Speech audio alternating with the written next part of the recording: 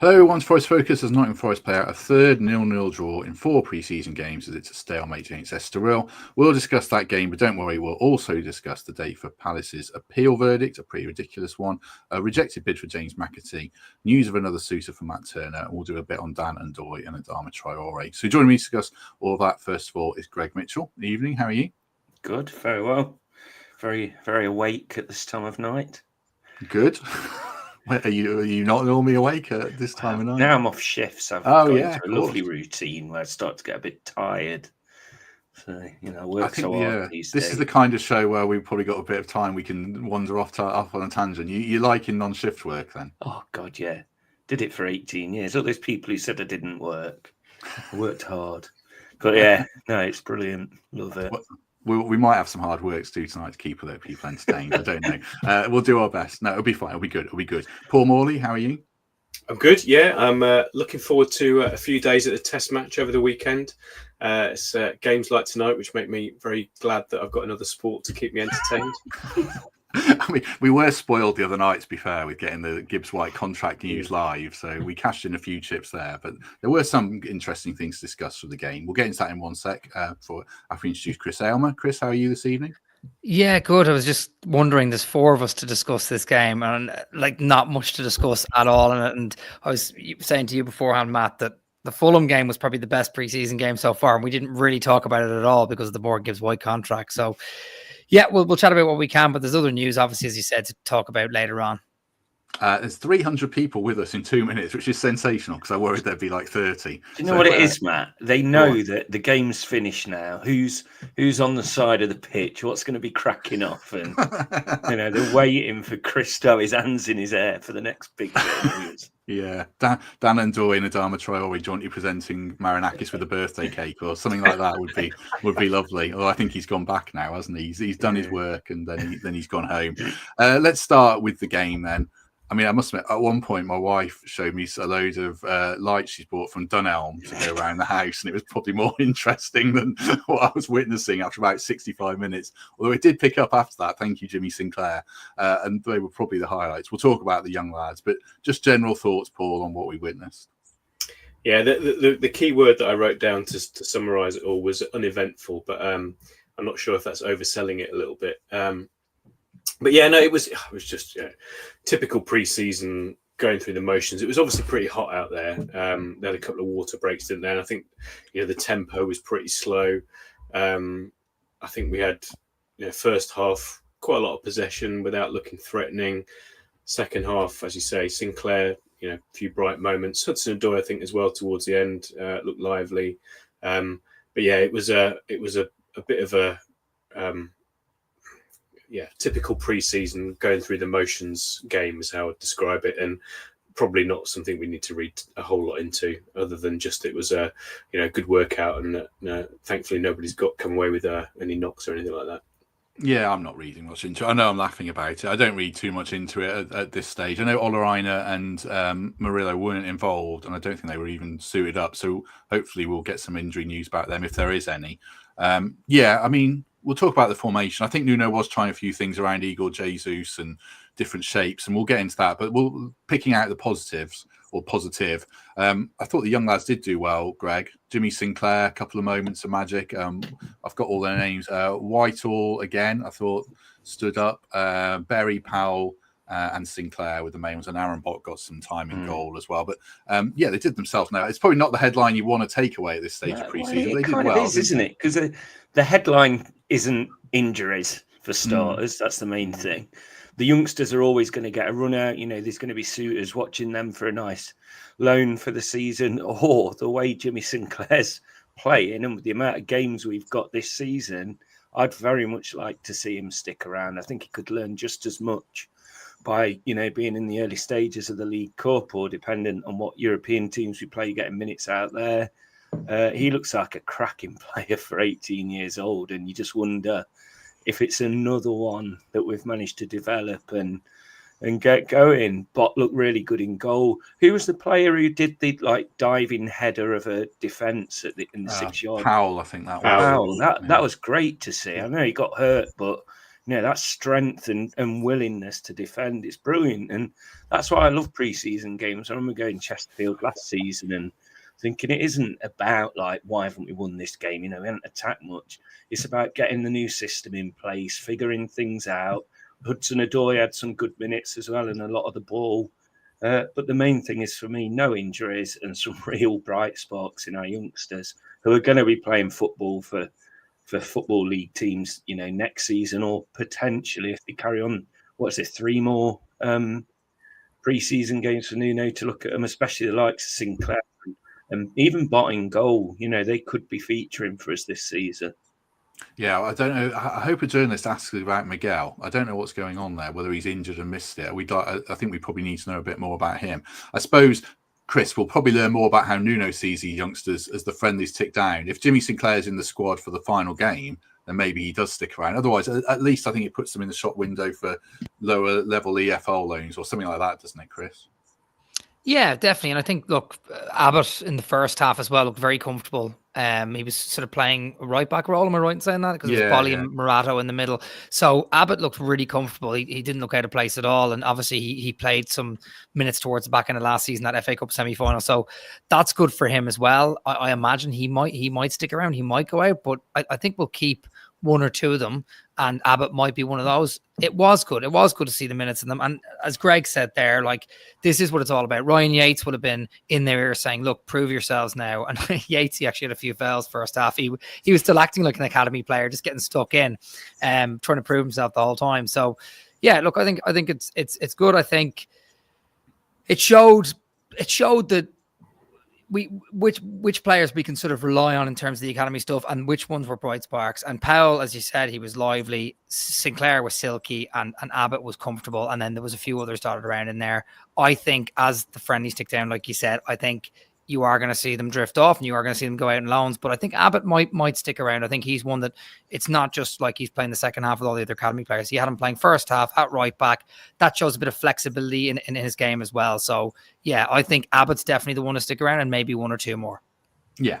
That was definitely the big plus. I mean, these aren't negatives, Paul, that we'll discuss now necessarily, but they're things that Nuno's clearly working on. I mean, the first half formation, that 4-4-2 diamond, I think it was, with Morgan trying to get in behind and supply Igor Jesus and Chris Wood. It's interesting he's trying to see Igor Jesus with Chris Wood again, but does that formation struggle when you don't have Olaina bombing up and down the wing and things like that? I know Abbott did well, and there's no Elanga or no Hudson-Odoi type player. It's probably one where you can't read too much into it, other than Nuno obviously maybe see something in that formation. What do you think? Yeah, possibly. I mean, I think we definitely looked like we were screaming out for a bit of width in the first half, and indeed, throughout the whole game. I think even the start of the second half, we seemed to keep that same shape. And Hudson-Odoi was starting off playing that almost floating 10 role. He did sort of move wide towards the end, but look, I think, like Greg said at the start, it's a point in the season where you can try things, and you never know in different sort of game scenarios when that sort of situation might be, or that formation might be something you go to. It might not be something that you start with, and for a Premier League game, but it might be something you need to adapt to during the course of the season, during the course of a game. So ultimately, that's what pre-season is about, isn't it? Trying to try things out and see what works and what doesn't. But yeah, I think you're right. It did look like we were missing some dynamism, basically, throughout the whole game, really, and arguably throughout the whole of pre-season. I mean, we scored 1 goal in 4 games. So, whatever we're working on, we're looking pretty solid, but we're not looking too dynamic in the final third of the pitch. And I think Jesus, you mentioned him. He ran the channels pretty well, made some good runs. There was a couple of times where he could have been slotted in, but passes were sort of overhit to him. So felt a bit for him because he got himself in some good positions, but didn't quite get the service. So again, things to work on. And again, I suppose as players learn that if those are the type of runs he's going to make, what's the weight of the pass that's going to need it to unlock the door for him to get on the end of those runs. And as they play more together, that's hopefully something that an understanding that builds up over the course of the next few games before the season starts. Yeah, I think so. Morgan did get on the ball a little bit more. as the half went on, and had that one chance where I thought he probably should have squared it or done a bit more and fluffed it a little bit there, certainly. Thank you very much, by the way, to Gary for the £2. Appreciate that. What did you make of the first half, Greg, in terms of there was a lack of creativity, but are you bothered at all? Because I assume we've got Ndoye and Traore to come in, that we can't really read too much into it. So what were your thoughts on the first half? I just think they're going through the motions, aren't they? Getting minute, and people say you're dressing it up and it was diabolic. It's a pre-season friendly. We've only conceded 1 goal as well in this entire pre-season, so we're clearly doing something right at the back. It was pretty played half pace as well, wasn't it? I mean, it didn't have any intensity to it. I just think these players are making sure they don't get injured. They're all strapped up, and they're being monitored completely, aren't they? It was fine. We're organised, aren't we? We clearly need some better attacking options still, but you can't say any of them were our starting 11s from the first half or the second half. There was bits missing in both of them. So for me, it was all right. And it's not dressing it up. It's not doing this, that, the other. I just think we've got through another game. We've got 3 more pre-season games where 2 of them get a lot tougher now with Birmingham and is it Fiorentina? So, they're going to be a lot harder. We're going to see them play at home. And we'll learn a lot more over the next few days. And I think we'll have, by the time they play at the City Ground, we'll have a couple of more new signings at least. So, it's a lot. There's a lot to... 3-1 to Fulham, sorry. There's a lot to look forward to. And I just don't think you take too much into it. How many of you remember all the pre-season games from last season or the season before? It's about not getting injured for me.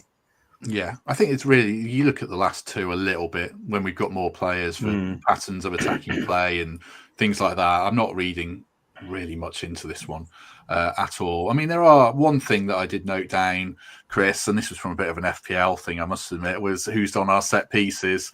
Elliot Anderson had 2 on the from the right-hand side corners. Nico had the corners on the other side, and he had a dead ball, which he massively overhit. Hudson-Odoi didn't. They were better. But it is a slight bugbear of my concern that our set piece quality needs to be good to supply these big guys in the middle to head it in, and that is one area that I noted down. Did you see that as well? Yeah, definitely. First half set pieces weren't great at all. I think Hudson-Odoi's were reasonable. I think they were decent enough second half. But yeah, I did. I noted that down, and it's also because as we got through last season, we just basically trusted Elanga to take most of the set pieces at some point because he was just the best crosser at that point in time. And now we're trying to figure it out again. I did feel Anderson took a couple last year as well. So it is going to be sort of between those 3. But in the back of my mind, I'm wondering if we get in another player who's creative, maybe a McAtee or someone else like that, who could potentially take them. It might be nice because it just takes the pressure off. And at the beginning of last season, we had Ward-Prowse, who was taking pretty much all of them because that's his specialty. So yeah, it'll be something to figure out, and it's going to be a very important part of our game. So hopefully we nail it down and pick sort of 1 or 2 key players to do it. But I felt Hudson-Odoi's were okay today. The others weren't so great. Yeah. Just for people who don't know anything about Estoril, because I didn't, I had to Google it. They finished 8th in the Portuguese top flight last year. So they were decent enough, decent test, decent standard. And you're playing against the Portuguese prince, aren't you, as well? So we could roll back the clock 5 years and have a João Carvalho debate. I saw someone tweeted, he'd have got 10 goals and 15 assists, but for Martin O'Neill. I was like, we've moved on now, surely. But, rolling back the years there. What did you make, Paul, of what he's doing with Hudson-Odoi, playing him centrally? Is he looking at something for the season there, or is it still too early in pre-season to make any decision on that? I think probably the reason he's been in that floating role is just because in the absence that currently he's the only wide player we've got, pretty much, isn't he? With Elanga out of the way. So I like the way his collar was up. And I'd written down literally about 2 seconds before Perchie mentioned it on the commentary that he looked pretty cool with his collar up. But yeah, I think again he's obviously a very talented footballer, and I suppose it's if let's say we bring in Ndoye and a Traore like it sounds like we may do, depending on who else comes in, whether McAtee comes in or not. But if you to get an injury to Morgan, then you're sort of missing that person that can sit behind the two. And actually, if Hudson Ndoye can play that role or get used to having a bit of experience in that role, then maybe that's just as a backup solution if Morgan's out for whatever reason, if we're missing him, that with the other two playing wide, that Hudson Ndoye could fill in that middle role. So yeah, it was interesting to see. Like I say, he sort of drifted more over towards the left towards the end and actually created some really good openings that I think Jota got on the end of both of them, couldn't quite finish him off, or laid one off to somebody else that got deflected for a corner. So yeah, good to see him looking lively. Like you say, Estoril, I think I'd never really heard of it. The only thing I'd ever heard of Estoril was it used to be a Formula One track, didn't it, back in the in time of I didn't even realise they're a football team. But yeah, I think Hudson Ndoye, again, was probably of the main, what we call starting 11 players, is probably one of the brighter ones, if not the brightest one tonight, I think. Yeah, I think so. I can see people in the chat saying, we look terrible and all that stuff. I mean, we haven't played our first 11 in a friendly in a half yet. And we need to see you're just mixing and matching teams. I mean, that midfield isn't going to play as it did. I don't think Sangare, Anderson, Yates. It was a bit of patchwork and they were doing different roles. I mean, Greg, until you see the starting 11 play in the final friendly, we don't know what we're going to be like, particularly, do we? I don't think. I still think there's a hint of us changing the way we play, though, isn't there? You can see we're playing teams where we know we're going to have a lot more of the ball. Like tonight, we must have had the majority of the ball, which isn't like us. So I do think the talk of us changing it's coming. So it'll be tough to judge anything from how we did last year if we're going to completely kind of rip it up and start again almost. But yeah, all I can see now is getting stronger from now until August the 17th. So it doesn't bother me. It really doesn't. And, we can just keep going the way we are. We can draw the next one 0-0 for me. It's fine as long as we get no injuries, players get minutes and we learn something from it. It is interesting, Chris, that he's playing no width in these games. Is this an exercise in trying to show creativity through the middle when it's clogged up? Because we're not really doing that yet. But it's interesting that Nuno hasn't played a winger yet, has he? Because Hudson's always played narrow every game, I think. Yeah, I don't know how interesting it is. I think because we're missing wingers, we've got rid of Sousa, Elanga, and Ndoye has just come in. I think this is part of why he's playing this way. If something happens or we get injuries or we're down to one winger or whatever, he might look at doing this. And I think the interesting part is primarily the fact that we're playing Jesus with Wood. That's the main thing. I mean, seeing the two of them on the pitch together is something not many of us expected. And I know Jesus could run the channels a little bit, but he's playing that sort of, and I mentioned this last time, that sort of Elanga role that Elanga played at the back end of last season, especially when you play with a back three. So I think that's the more interesting part of the conversation. But I think once Ndoye comes in and if Traore comes in, I think we'll start getting that width going again. And I think the other thing that Paul alluded to earlier is watching Hudson Ndoye playing the 10 is nice, because it does mean that if Gibbs White needs a rest, or if we go to Europe and we need to rest one or two, whichever one of them, Hudson Ndoye can kind of fill in that 10 role, and it means we don't have to sacrifice Anderson from the 8. But yeah, the weird thing for me is, like Yates, Sangare and Anderson being on the pitch at the same time with Gibbs White, it packs the middle and narrows everything up. But yeah, I wouldn't read too much into it, because we're still trying to sign wingers, Yeah, I think so. I mean, it didn't massively work, but, as we just carry on from what we've been saying, I don't think it matters particularly that it didn't work, and we've got lots of other games. Just before we finish off this match and then move on to transfers, a word for the Trent Navigation. The final Lions test is on Saturday. If you're looking for something to do, 10 a.m. I assume they can secure a series whitewash thanks to some Irishmen running around with a bit of help from some Englishmen. So do check that out. If you want to. 10 a.m. kickoff, get your breakfast there. Podcast FPL League is back. I think you're auto-enrolled if you were in it last season, but if you want to join or check if you've joined, the code is 8 lowercase e 6, and then it's all lowercase OJH. So that's 8 lowercase e 6 lowercase O, J and H. So sign up if you haven't already. There will be a prize. It won't be very good, and you might have to wait quite a while to get it, but there'll be a prize. What are you shaking your head for, Greg?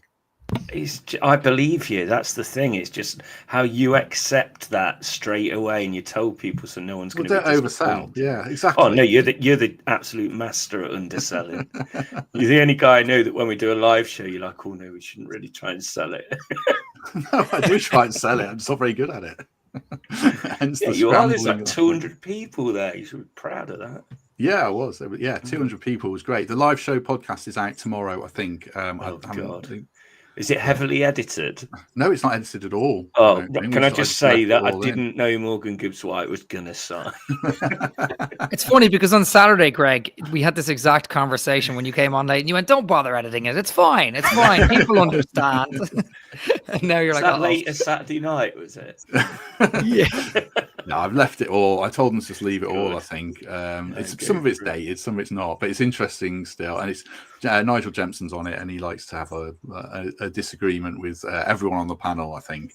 So check it out. It should be out tomorrow, assuming the email's there with the file. If not, it'll be something else tomorrow.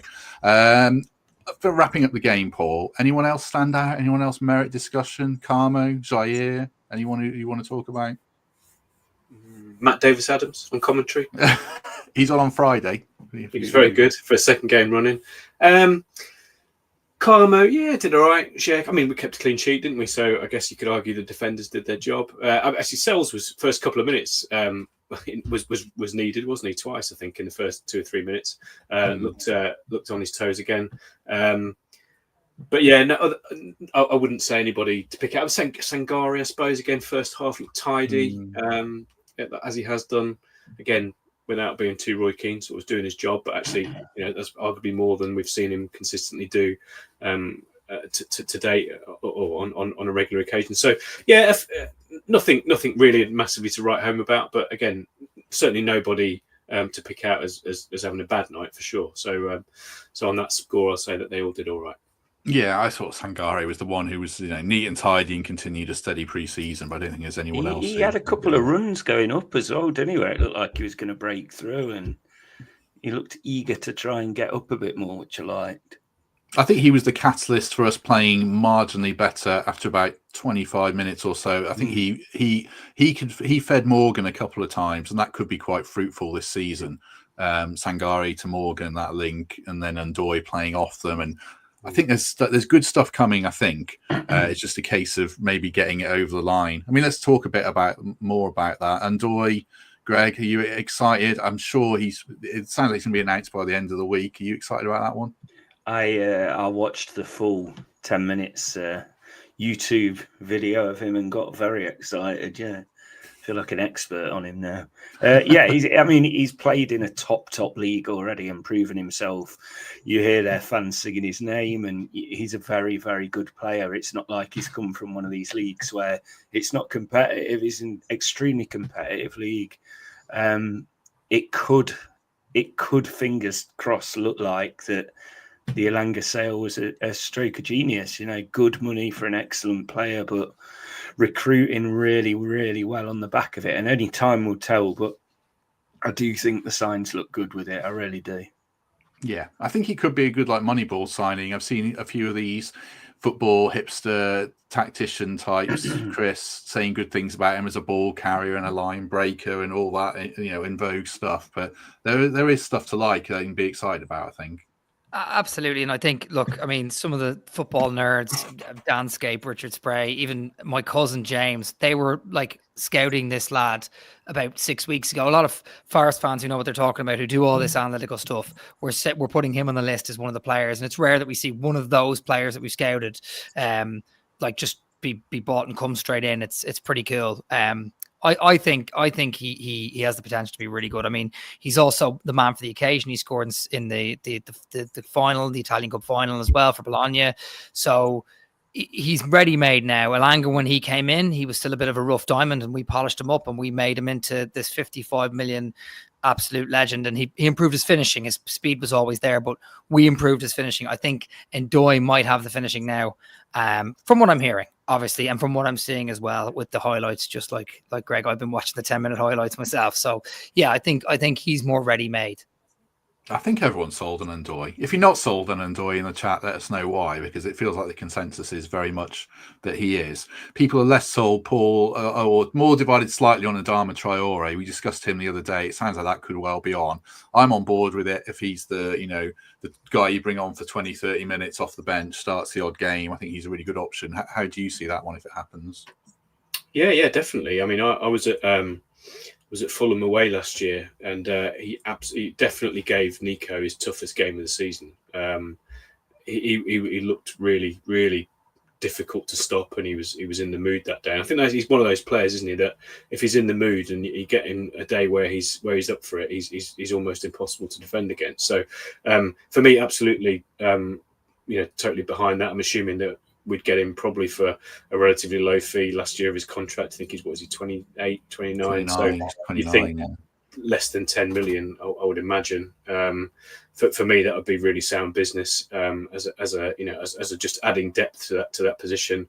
And just on Ndoye quickly, I know Chris said he's a sort of man for the big moments. I think as well as the Italian Cup finally scored really important goal for Switzerland in Euros last year against Germany to equalise, to send Switzerland through in the group stages. So he's definitely got the experience of the big occasion.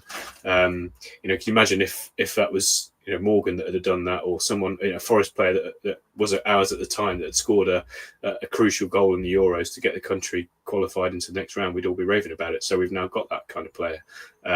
So yeah, for me, both of them represent really exciting signings, and just give us that added options and depth that clearly we all bemoaned towards the end of last season, particularly in those positions that when our first choice weren't available, we struggled. And if one or two of them can be, effectively that's kind of three first choice wingers when you've got Hudson Ndoye into the mix. If you add those two, given Traore's experience that we've got to call upon. So and if we get another one on top of that as well, maybe, let's see.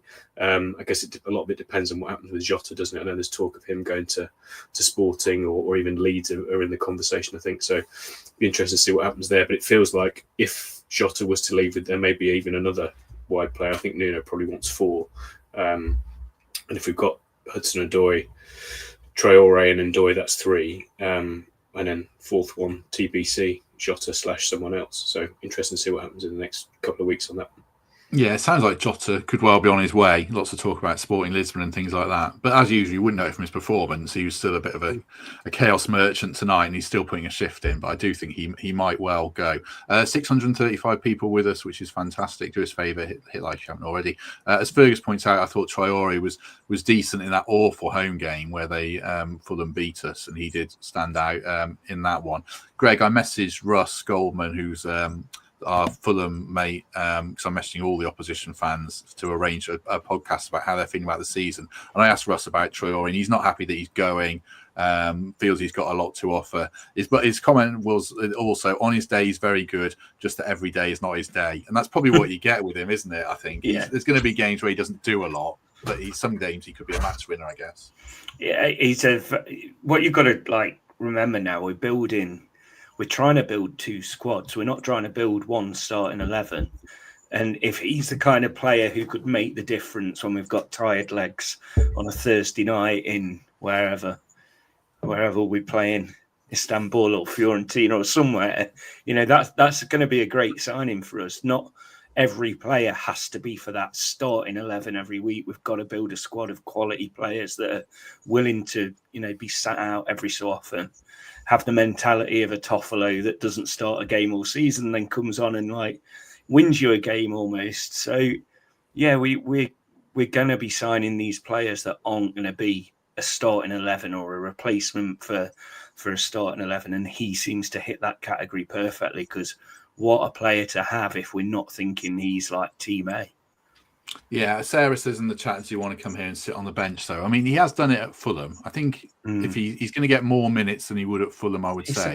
It's about money and contract length at his stage of his career as well. Yeah, we could probably offer him. We might be offering him a longer-term contract than Fulham are, and things like that. I think Greg's right. I mean, Ben Doak's been mentioned as well. I saw that. I've seen a few Liverpool chats. Twitter accounts mentioning him was coming on loan. He's a right winger, so that would be a strange one if we do get Traore. We potentially have 2, but as Paul said, we do need options, certainly. Alistair, thank you very much for the $4.99. Appreciate that. Appreciate the support. Let's know what you got CBE for. I'd be interested in that. Alistair Jarvis, CBE. Fair play. Well, let's talk about where should we go? I've got a question. You got a question? Go on. Someone mentioned Ryan Yates in the comment about 5 minutes ago, saying that he's got a do more than prove that he's just an engine. And it just had me thinking whilst I was sat here that for me, and this isn't saying like Ryan Yates is the best player I've ever seen. Of course it's not. I'm saying for me personally, he's almost priceless. But if Ryan Yates was in the market, like I wonder how much he'd sell for. I'm not trying to sell him now. I'm just wondering, like, where is his kind of level? Because he's kind of in this unique position, isn't he? Where he's excellent for us. He always manages to do something, but is he necessarily a player that could work in another team? It's always really fascinated me about him. I think he's a bit like to me, this season, I thought he probably should have been this last season, sort of a bit like Traore. You bring on 30 minutes off the bench to see a game out. He can start some games. He's still got plenty to... I think he's got a lot to offer. He almost won as a penalty tonight as well, didn't he? Yeah, he wouldn't be in my starting 11 Yeah. if it's... I still have Anderson, Sangare, Dominguez, who's on his way back from a pretty serious injury and surgery, so he's going to need some time. Gibbs White as a midfielder, and I think we'd be signing someone. I think I think he's got a lot to offer. I have no idea what his value is, but to me, he's a good squad player still. I mean, I don't know. People keep saying he's got to rise to his level to stay with us. Always does. But I think he's risen, and I think you know, if we're a club that's top 10. I think there's a place in a squad for a Ryan Yates. Just before let's see others. If people watched the podcast yesterday, and this isn't a thing of why you should keep Ryan Yates as a footballer, but if people watched the one with Sam Collins, the young lad, he mentioned about how great Ryan Yates was with all the young lads, and he's got a great kind of contribution off the field as well that everyone talks about. That's not a reason to keep a player, but it's a kind of a sub factor. I don't want to get into a Ryan Yates debate, but to me, he's got plenty to offer still. Can I just say something as well, right? Obviously, you know, I'm from Ireland, so I probably don't have the same allegiance to academy players as people from Nottingham. I do, because they started out with Forest, but maybe not the same as someone like Greg or whatever. But what I'll say is, if you want to just look at the basic facts, in our most successful season in 30 years, we had two of our midfielders get injured at the start of last season, Danilo and Sangare, and Yates stepped in and started a load of games at the beginning of that run. And then, when it mattered the most near the back end, we played Man United at home. They put Yates on Bruno Fernandes, arguably one of the best midfielders in the Premier League, and he just completely took him out of it. Now, he's technically never going to be a Sangare, right? But those kind of players are absolutely indispensable, and I wouldn't want to lose him at all. Absolutely not. Not just because he's an academy player, but for the stuff he did in one of our greatest seasons in 30 years. It wasn't just an off-the-bench cameo role. For the first 4 months, he was starting. So, yeah, I think he's massively important to the team as a footballer as well. And, by the way, that podcast is excellent. It's absolutely excellent. Watching a sort of a 21-year-old be wise beyond his years just makes you realise how amazing Forest Academy is, because they do more than just make them into footballers. They make them into men, you know? Yeah, check out that podcast. Not enough people, I can't tell people to watch, you know, but I think it's really good. And I much prefer doing an interview with a former Forest Academy player than talking about some... Huh? Oh, I thought you were going to say than speaking to us. No, than talking about some random transfer rumour that's never going to come off, or speaking to Greg Mitchell. But yeah, check it out, definitely. What was I going to say? Oh, Paul, have your say on Ryan Yates. I was just going to say, yeah, absolutely. I mean, he's. I'm too young to remember, but if I speak to my dad about it, you know, Yates is sort of a modern day John McGovern, isn't he? And you know, McGovern's job, as Clough always used to say to him, was, you know, you go and win the ball and give it to someone else who can play. And that's effectively what Yates does. He's the and as Fletch obviously uses the analogy all the time, that he's the piano shifter and you know, somebody else is the piano player. So he's just that guy that you know, you're always going to get 100% from him, and you can say that about a lot of players, but Yates in particular. And you know, I remember sitting on a pod pre-season last season, we're talking about who's going to play an important role if Forest are going to have a good season, and we're having the same conversation: is Yates going to be able to stay to the level? And you know, I think I was saying, you know, he's always you know, proves the doubters wrong and always manages to step up. So you know, I think particularly now with the European campaign, where we're going to have to rely on the squad across both competitions, hopefully for deep into the season, that he will again have a pivotal role to play in numerous games, be that league, be that Europe, be that Cup runs, whatever. And actually, one of my favourite moments personally last season, probably arguably my favourite moment of the whole season, was being at Brighton in the away end when he scored that winning penalty. I mean, that was just everything that meant, and the way that they all celebrated and he ran the length of the pitch in front of us was fantastic. So yeah, I'm always a Yates backer. Like you, I wouldn't start him in our strongest 11, but he's absolutely got a place in this team and a place in this club that is valuable to everybody that's involved with it. Yeah, and he's not really a number 6. He was playing there last season. I think Sangare is hopefully made for that role. Yates is kind of 50% like nuisance, doing great jobs on McAllister, Enzo Fernandez, Bruno Fernandes that Chris mentioned, but also he's quite useful as like a box crasher and a bit of a chaos merchant, and that's maybe not enough to start every game, but 100% got a role in the squad for me. Where's your Gibbs White picture, Greg? Someone was asking where it is. I don't know, I'm starting to wonder whether I ever had one. I know I had the Yates and the Jono one. The Jono one's in a box down here, and I was thinking, where is it? I'm sure I had it. I'm going mad. There'll be one back there. Did you see the Nav have put theirs back up? Oh, have they? Their little videos, they make me howl, those two. Oh, just brilliant. Really good. They did a video about it and everything, didn't they, online? Yeah. Yeah. Put it back up. Really good. Yeah. Well, I think Tom's the creative genius around the videos, and he's got some excellent actors around him. So kudos to them. Yeah. Well done. Thanks to Nav, as ever, for their support of this podcast. Right. James McAtee, £25 million rejected. City want closer to 42.5 are all the reports. For a guy who's got 1 year left on his contract, Paul, what are your thoughts on how far we go? Is he valuable enough for you personally to keep going or not?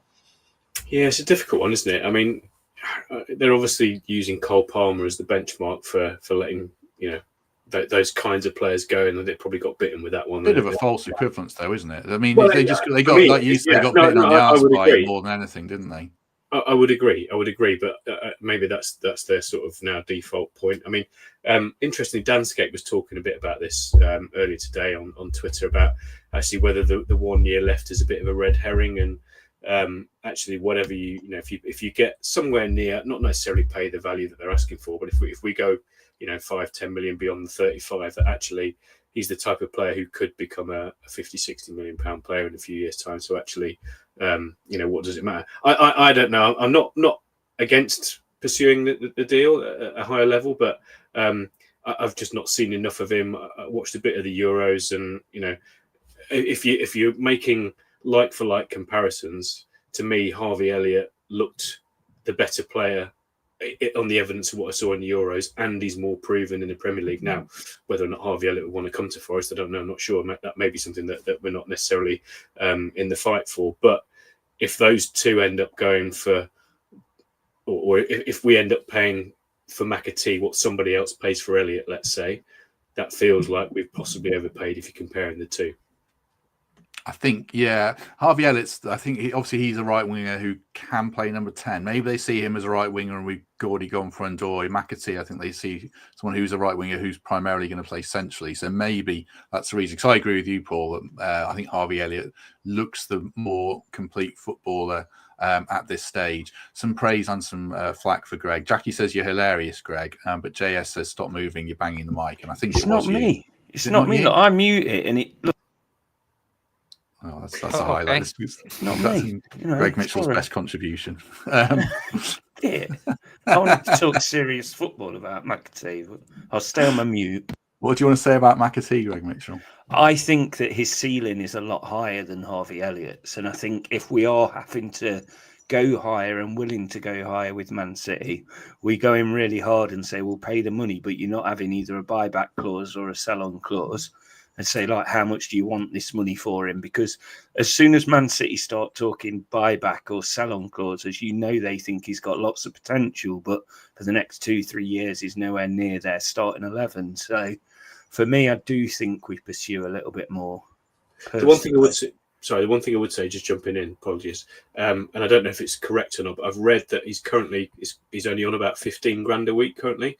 So arguably to from a wages point of view, it might be that we invest more in the transfer fee, but actually if he's on a contract that potentially is wages are that kind of compensate a little bit for that. I don't know what we'd offer him, but if he's on such a low base, then possibly that's a way of making the deal work at a higher transfer fee if the wages aren't going to be as high as others. But you'd imagine, given what we've just done with Gibbs White and so on and so forth, he's going to want to come in on a fairly hefty whack. So whether that's a bit of a red herring or not, I'm not sure. Sorry, it's just mad, isn't it, that we all went only 15 grand. 50 grand like this. That's 60 grand a month. Your monthly pay back. Oh, God, yeah. I know. It's a short career, though, isn't it? They've got to get it. Well, I don't think they do, but that's the market, so that's a different conversation. I suppose as well, we haven't talked about this, but not selling Morgan means there isn't like an infinite pot, I guess, Chris. So we can't splash out on. I guess we could get McAtee, we could get Ramsey, but we also need 2 fullbacks. We might need another central midfielder, and we might need a second winger. Look at the comments. What am I looking at? Which one am I looking at? 2 different people saying Fabrizio's tweeted. Oh, about what? Ndoye? Ndoye, yeah. Yeah, but he tweeted earlier that Ndoye's medical was done. This is signed a 5-year deal, medical done. Yeah, that was tweeted. I could go on to a comment about how Fabrizio Romano tweeting the same shit 15 times for making lots of money from it. But yeah, good news about Dan Ndoye. Chris, limited, not limited budget, but not unlimited budget, I guess is what I'm saying. So what are your thoughts on how far we go for McAtee and how it fits into what else we need? Well, I suppose that's the question, isn't it? Now that Gibbs White isn't going, we do have a large pot of cash because Elanga left, Danilo's gone. There's a few other players. It adds up to about 100 million roughly. So we do have that, but Ndoye's coming in for 40-ish million. McAtee will cost 30-35 million, and then before you know it, you've got about 20-30 million left of the pot, if that's how it works. Obviously, we probably have a little bit left over beyond that. I think just on McAtee really quickly, I do think Greg is right. I think he does have a higher ceiling than Harvey Elliott. I think Harvey Elliott's ready-made right now, but McAtee can sort of play anywhere. He can play on the right. He can play down the middle in the 10. He could even play the 8. I mean, he's one of those really flexible, adaptable players who'd be very useful. And I imagine Harvey Elliott will cost more than him because Liverpool will look for 40 or 50 million at least.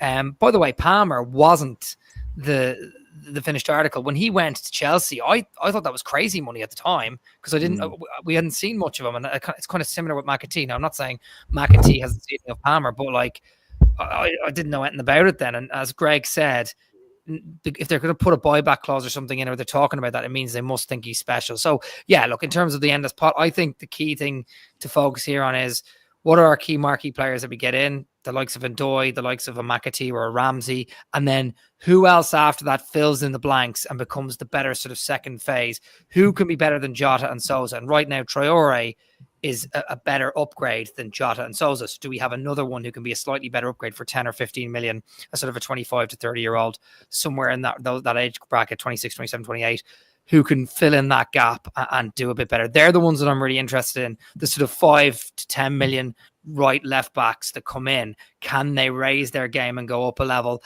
And can Jesus and Jar Cunha, for the price they've come in, surprise us like sort of Murillo and Danilo did already? They're the ones I'm really looking forward to seeing. Yeah, I think that's interesting. Pete Blackburn's not tweeting about transfers, Simon, hopefully. But if he's in the know, I'll get Pete to tweet about stuff. Don't worry. Yeah, I think that's right. Because say we sign McAtee, and I'd quite like us to sign Ramsey as well, then the 2 fullbacks. I suppose I'm saying, does that leave enough money in the pot for a Douglas Luiz type player? And I haven't done the sums, but I don't know if it does. I should have thought of this beforehand. But yeah, it's just interesting. I mean, we have made some good sales, as Greg said, on Monday or Saturday or whenever it was. The days merge into one at the moment, don't they? Matt Turner's on the agenda again. I saw an American journal who's quite good, seems like he's quite good on US transfers, Tom Bogut, saying that New England are interested in taking him. Will be on loan, and Forest might pay some of the wages, he was saying, or he could go to Lyon still. It's up in the air, but there could be a taker for Turner, certainly. And as mentioned, Jota has got some interest in him. Anyone want to add anything on transfers before we talk about this ridiculous cast situation? Or should we move on? I was just going to say the money-wise thing, obviously, you've got to remember that whoever you buy, you amortize the value over the length of the contract, whether when you make a sale, it's all straight into the bank. So, if you sold Turner and Jota for, let's say, I don't know, between 15 and 20 million combined. That's cash on the books. Whereas that then, if you split that out over 5 years on incomings, that adds up to potentially 60, 75 million that you can spend outwards to kind of compensate for the money coming in. So it's not quite as straightforward as, you have to spend what you get in, because you can spread your spending over a number of years depending on the contract length. So we might have a bit more room to maneuver than we think, but I'm sure it'll play out over the next few weeks. Yeah, I think so. One more thing I'll just say as well. Sorry to cut you off there. The key now is we are coming to the last 3 weeks, and I know we would have liked transfers in. I certainly would have liked transfers in a lot sooner for players to bet in, because Nuno likes his preseason and all that.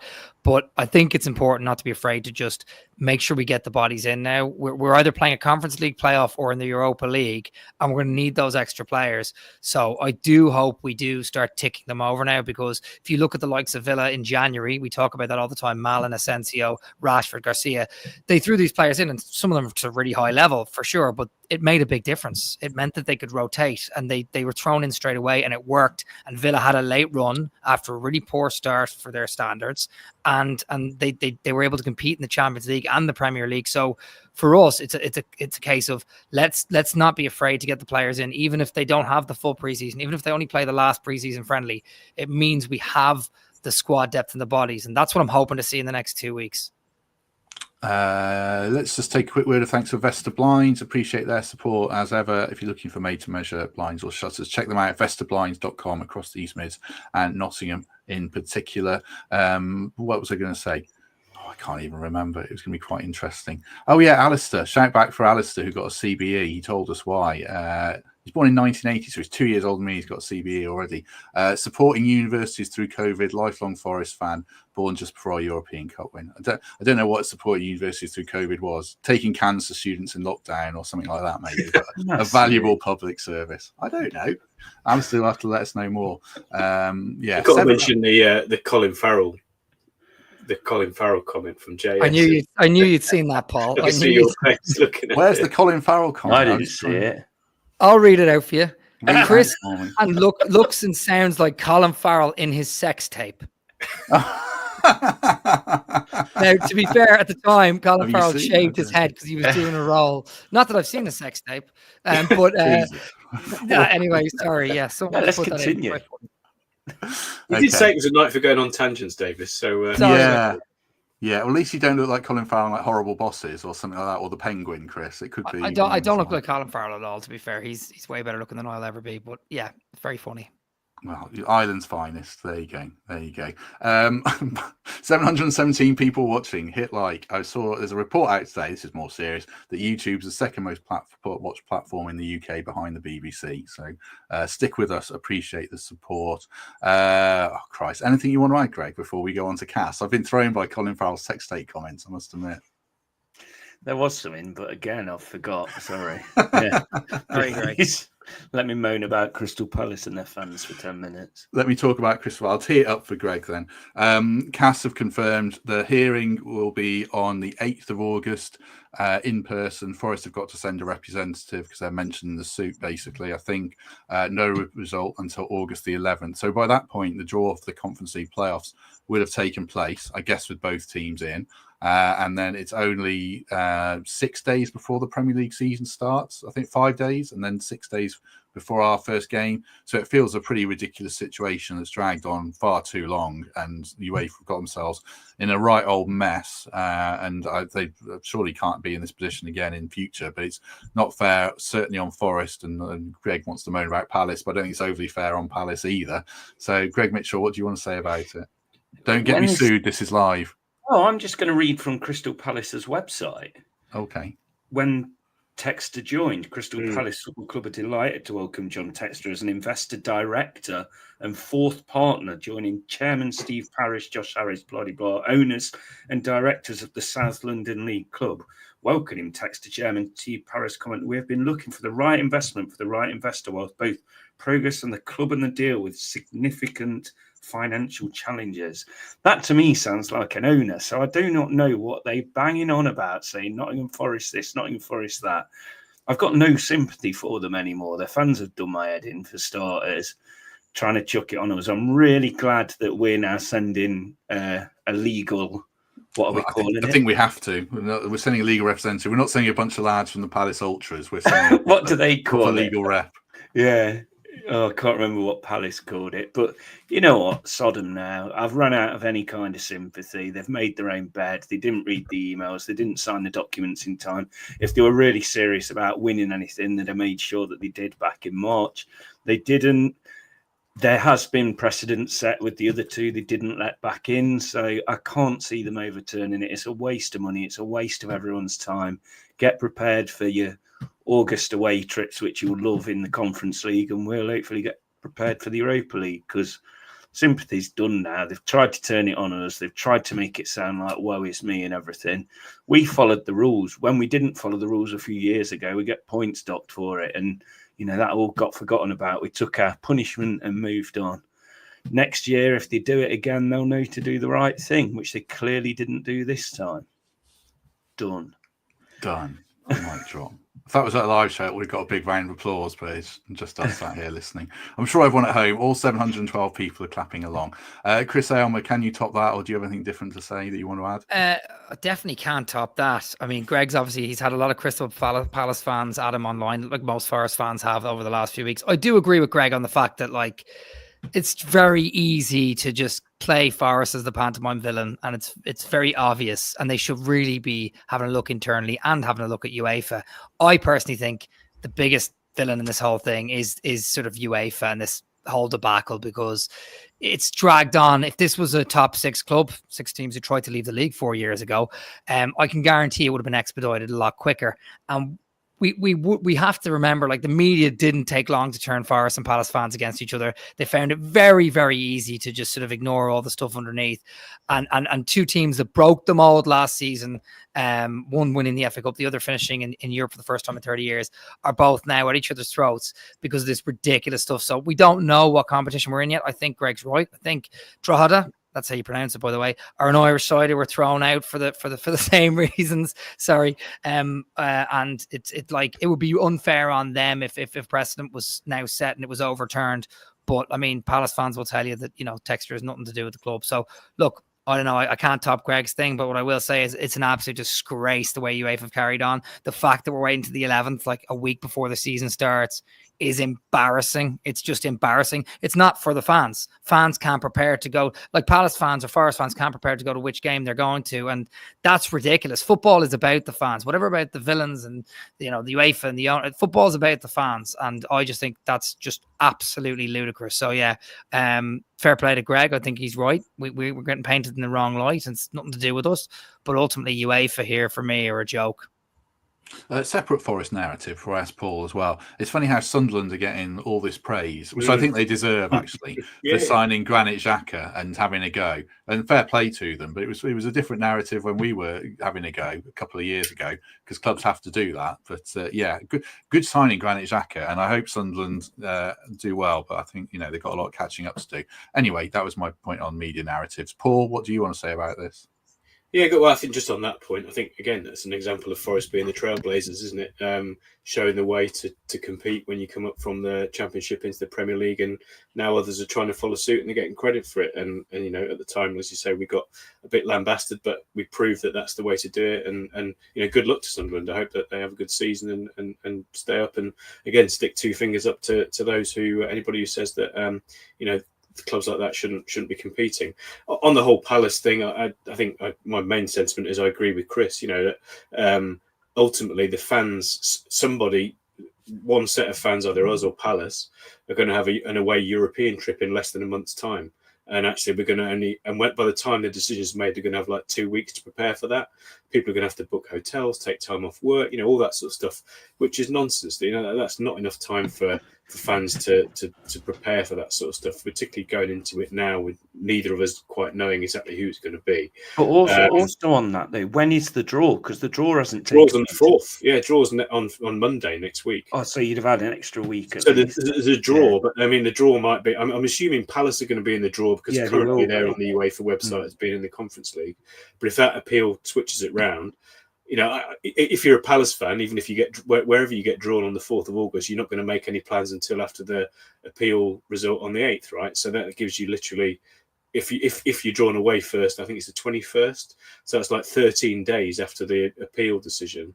That less than 2 weeks to I say book time off work, book flights or hotels. It's just not fair. So I think it's a mess. I think ultimately it's a very, very similar scenario that we found ourselves in with Brennan Johnson. Our argument was we missed the deadline, but ultimately we did something which was for the betterment of the club in terms of making more profit on Johnson's sale. But ultimately the rules were we should have done it 2-3 months earlier than we did. Exactly the same things happened with Palace. Textor has now got rid of his shares. I think he's even got rid of his Leon shares. So theoretically he's not involved in either club. But actually he didn't do it until 2 or 3 months after the deadline. So it's a very similar scenario, slightly different situation. But ultimately, and I know it's different bodies, it's the FA versus UEFA, but all you want to see with these kind of things is consistency. So from my reckoning, the decision probably shouldn't be overturned. I do have a bit of sympathy for Palace, but ultimately, as I said before, that they're now, if they end up in the Conference League, it's a great opportunity for them to go and win a European trophy. And having not won a trophy for 120 years, it's probably their best opportunity to win back-to-back trophies. So I'm not quite sure what they're grumbling about, to be honest. Have you shifted your hotel in Leipzig, or are you going to watch Palace? Still in the got it. Conference League final? I'm going to wait. I'm waiting until the CAS appeal. I've still got it, but hopefully we'll be shifting it in a couple of weeks' time. Very good, very good. Any final thoughts? Anything you want to add, Greg Mitchell? Just that Chris should never say again that his opinion doesn't matter as much about someone from Nottingham with an academy player like you'd started with earlier in the show. I didn't agree with that at all. You're about as red as anyone else I've ever met in my life. So that's just the lighting. Yeah, I'm more red in the face now that you've said that. Thank you. Chris, any final thoughts? Anything you want to add? No, not really. Just there's nothing really to say. The game wasn't great today. We talked about it for 20 minutes and then we moved on to the other stuff. I just hope that we get more signings in the door now. And I do think UEFA are a joke for this. It's holding up both transfer windows in a weird kind of way. And yeah, I just think it's silly. But yeah, no, I hope we get more transfers through the window. That's about it. And thanks for having me on. Yeah, we've done 2 post-match shows in a row, where we've barely talked about the games for various different reasons. But we're hopefully after the Blues game on Saturday, we'll talk more about it. I think Chief's on then, and I'll round up one other person who can join us. I'll be on if Chief's on. I haven't spoken to him for ages. Oh, thank you for joining us. I was thinking of going. Laura's away and got nothing to do over that weekend, so. Well, this is a verbal contract if you say you're going to do it. No, I'll save my money for the Europa League tour. I'll need every penny for that. So, unfortunately, Birmingham will stay in Nottingham. Wonderful. Greg Mitchell and Chief on Saturday. Post-match show tomorrow. Live show tomorrow. And then Friday with Matt Davis-Adams, who did heroic work tonight, making that sound entertaining, with Mikey and Emily, and we'll pick up on this. It'll probably be some Dan Ndoye chat. I wouldn't be surprised. It might be announced tonight, I guess, if the City Ground lights are on, because they'll do some good shots there under the lights. But are they on? Probably tomorrow. I've heard people on Twitter saying they're on. I don't know, but it'd probably more likely be tomorrow. Depends where he's done his medical as well and things like that. Because all the media team are out in Portugal, I'd imagine. So I don't know if that's right or not. So I'd imagine maybe Ndoye's announced tomorrow anyway, but we'll discuss that on Friday, I would think. Paul, anything you want to add before we go? No, just I think I said last Saturday after the whoever we played then, was it when we lost 3-1 against Fulham. I think that when we start to just pre-season, start to look at what it's really going to look like come Brentford is probably the Fiorentina game in this time next week, when we probably will see 70-80 minutes of what Nuno's team is going to look like against Brentford, rather than this, changing at half time, 11 changes. So yeah, that's the sort of earmark for me is what we do in that game as to what we could take from pre-season with any kind of solid measurement of what the season's going to look like. And hopefully, as we said earlier, we'll hopefully have Ndoye through the door and maybe one or two others by then. So it'd be interesting to see how we line up in that game next week. I see Ollie in the chat said, did I say Morgan had gone home? I think I did. I read that. I'm sure John Percy said that because of his partner's pregnancy. So I guess he either didn't or he did and he came back. I think, do you know if there was another shirt video, I think we should release it now. Well, there was. Because I'm sure people put a lot of time and effort into that and we'd all see the funny side of it. Yeah, put it out, Forrest. Put it out. Yeah, you put hard work into that, and you probably paid someone. So yeah, put it out. Right. I think we shall leave it there. 700 people were with us. There's 650 people now, so they're probably ready to go. Do us a favor, hit like, hit subscribe. Do consider membership or Patreon. You'll get early access to any pre-recorded show, like the live show. You'll get early access to that, or just a lovely 5-star review on Apple or Spotify would be wonderful. Greg Mitchell, thank you very much. Thank you. I enjoyed it. I'm still looking at Twitter waiting for an announcement, but thank you. I'm sure it'll happen just as we log off. Probably, but we've all said how excited we are about Dan Ndoye anyway, and it will be good. It will be. Okay, we'll throw one other question at you, Greg, that I haven't said. Ndoye signs, Morgan signed. Is the tide turning in terms of narrative? You were upbeat already, but is the way this window shaping up turning very nicely now? Absolutely, because it was between us and Napoli, wasn't it? And Napoli were a very, very big pull, and the Gibbs White, I think the Gibbs White, contract situation may have swayed him. Also, it may be the case that we're saying, look, we're very confident in Europa League. Players are going to be looking at Nottingham Forest now as a team that are on the up and are making waves and doing things different. So I absolutely believe that there'll be another couple of stellar signings. And yeah, I think we'll be starting the season stronger than we have any of the Premier League seasons as yet, and that's the way it should be. No, I think that's true. I'd agree with that, certainly. Paul Morley, thank you very much. Thank you. Pleasure as always. Yep, certainly was. I did enjoy that. I thought we might put on a terrible show and after a terrible game, but it was good fun. It was good fun. Chris, thank you very much. No worries. Thanks very much for having me. An hour. We've done over an hour on that game, which is hilarious. Just a quick shout out to Simon Frank, who's in the comments. He's all the way in Bahamas, so he's a fan from the Bahamas, and I've actually been out to visit him. So he's an absolute legend. So big shout out to him. But thanks so much for having me. Can me and Matt go and visit him? Yeah, what's Simon. the deal there? Yeah, I was living in Canada at the time. It was easier to get there anyway. But yeah, not that easy to get. My wife paid for it. Okay, it is. That's right. It's Simon might pay for it. Free membership. Your taxes. Don't worry. Right. Thanks very much, everyone. Enjoyed that a lot. And if we don't see you tomorrow, we shall see you soon.